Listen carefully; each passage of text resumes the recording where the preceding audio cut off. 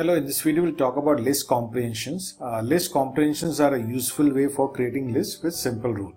For example, we want to create a list of squares from 0 till 4. So you want the squares of values from 0 till 4. So the way to do is, just do A star A, for A in range 5. So it will take all the values in this range from 0 to 4 and take its square and put it in the list. So this notation or this style of producing a list is called list comprehension.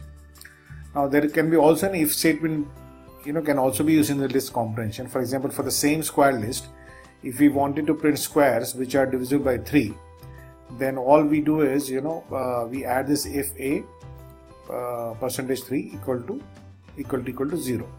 So what it does, it takes all the values from A in range 5, checks for this condition. If it satisfies, it takes a square and puts in the list. So this is in short way to do a list comprehension. Thank you.